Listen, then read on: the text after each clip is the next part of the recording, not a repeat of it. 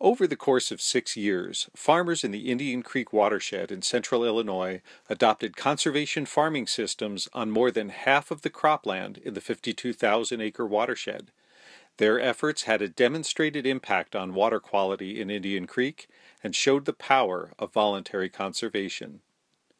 The project was more than a demonstration of conservation farming systems. It was a demonstration of great local leadership, deep commitment from stakeholders throughout the watershed, and partnerships that reached across the country. In their own words, several of the farmer leaders of the Indian Creek Watershed Project will share their thoughts on the leadership lessons from Indian Creek. I think first you plan ahead. Make sure you know what you want to do in that watershed. And take a small watershed, not a large one, because like I said, you can work with the producers a lot easier in a small area than a large. So I think if you want to start out with a small watershed, and then you can actually expand that. All the decisions made is basically from the farmer to do it on his own land.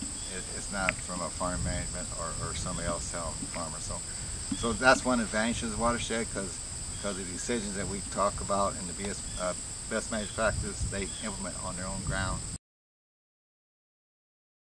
Basically, when we sat down and decided where we was going to go with the project and what our focus was, which was the water quality issue, we sat down and we, actually at that time it was myself and our district conservation, we sat down and said, okay, look, who would be a good person that we worked with in the past, or somebody that we want to work with in the future, and that's well liked in the area and well respected. So basically that's what we did. We sat down and came up with a list of producers that we worked with, that we knew real well.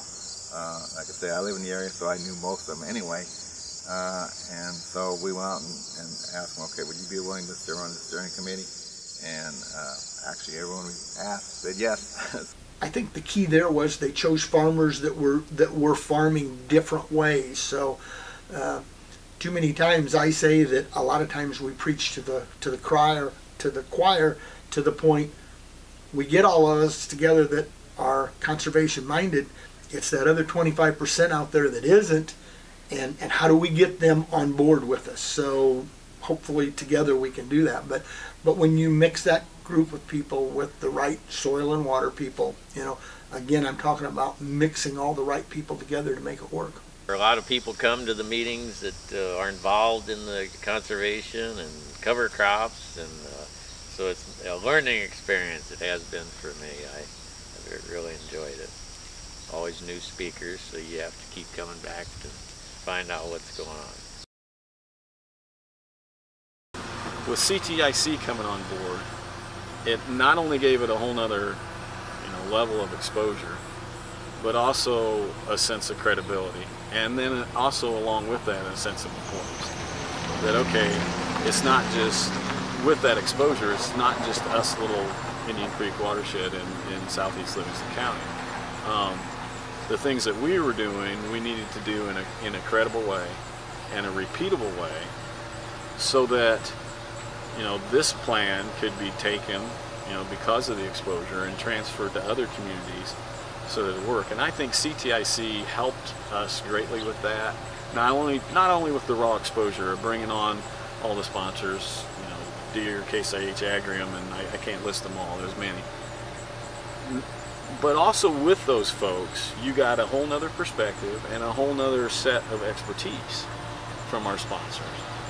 And so as we were planning projects, as we were planning, plot demonstrations, they had, either experience or expertise that said, maybe we want to set this up this way.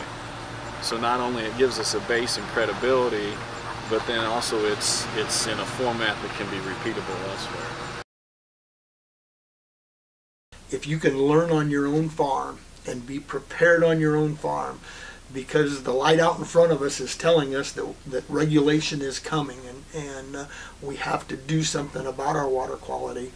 And rather than have somebody come to you and say, this is the way you have to do it, try 2 or 3 different things on your farm, find out what works for you, and it's just going to make it a lot easier to go forward.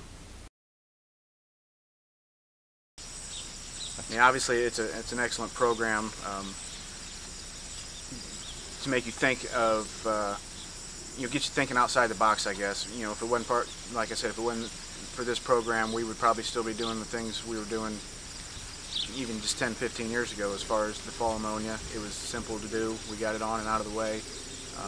It's a good way to try something, and as far as the funding for it, it's an incentive for the farmer to give it a shot, knowing that they're kind of backed a little bit financially to make the change. I mean, we had to purchase equipment to make our changes, so if it wasn't for the program, we probably wouldn't be doing what we're doing right now. I think they just did an excellent job of choosing the right farmers and just kind of put it all together. Luck, there's just got to be that certain degree of luck and chemistry and everything that just kind of came together.